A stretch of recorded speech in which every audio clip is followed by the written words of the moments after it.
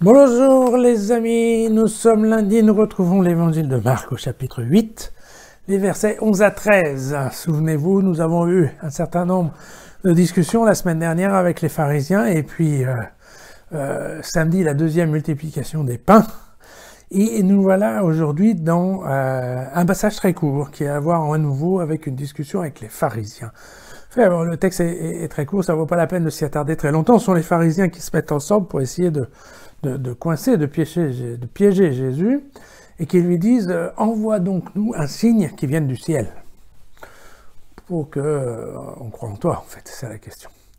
Et à ce moment-là, évidemment, Jésus pousse un profond soupir et il dit « Pourquoi cette génération demande-t-elle un signe? En vérité, je vous le déclare, il ne sera pas donné de signe à cette génération. » Et il s'en va. Eh bien voilà. Alors évidemment, un signe, voilà. C'est évident que pour nous qui avons la foi, et comme pour d'autres qui ne l'ont pas, avoir un signe, on se dit que si on avait un certain nombre de preuves, ça serait plus facile pour croire.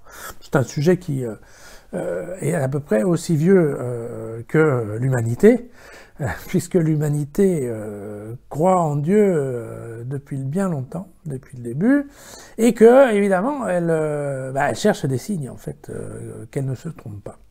Alors évidemment, on trouve ça dans le Deutéronome où le peuple se demande toujours comment reconnaîtrons-nous Dieu. Et puis on a ça dans Isaïe, bien entendu, demande un signe. Et puis, vous savez, dans le livre des Nombres, qui est un livre assez intéressant, en fait, Dieu s'énerve. Il dit à Moïse, « Mais qu'est-ce que c'est que ce peuple que tu as, qui continue à refuser de croire alors que je leur ai envoyé tellement de signes ?» Donc, c'est en effet un sujet qui n'est pas nouveau, et donc on se rend bien compte qu'effectivement les pharisiens sont exactement en droite ligne de leurs ancêtres qui traversaient le désert avec Moïse et qui, alors qu'en fait tout se passait pas si mal que ça, se demandaient toujours où étaient les signes qui allaient montrer qu'effectivement Moïse était guidé par Dieu.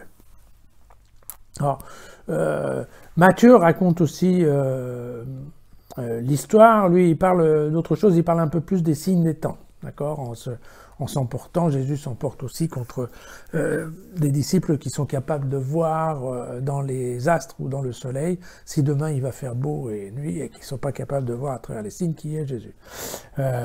Luc il raconte une petite histoire qui est amusante d'ailleurs, qui est l'histoire, vous savez, d'un riche, et à sa porte, il n'intervient pas, mais il y a un pauvre qui est assis devant sa porte, qui est un pauvre moribond, et dont les chiens passent pour lui lécher les blessures. Et évidemment, le riche ne fait rien, il meurt et se retrouve en enfer.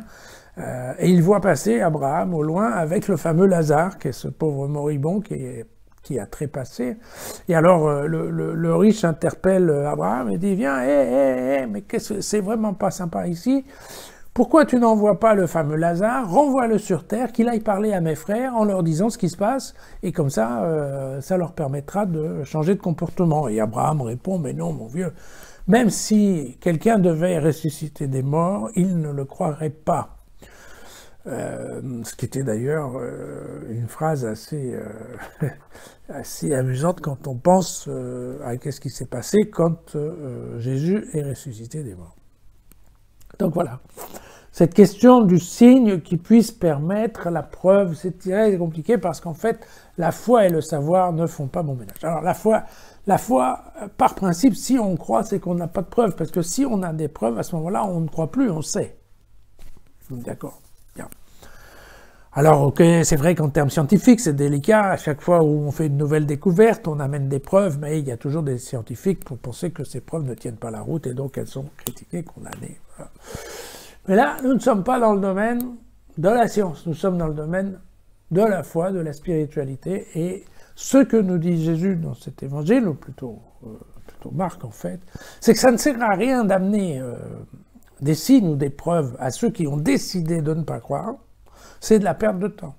Parce que de toute façon, ils vont critiquer, ils vont contester ces preuves, ils vont les mettre de côté. Donc il vaut mieux, ce qui se passe, c'est qu'au contraire, pour ceux qui croient, alors s'ils cherchent dans leur cœur, ils vont trouver un certain nombre de signes que probablement leur a envoyé le Seigneur.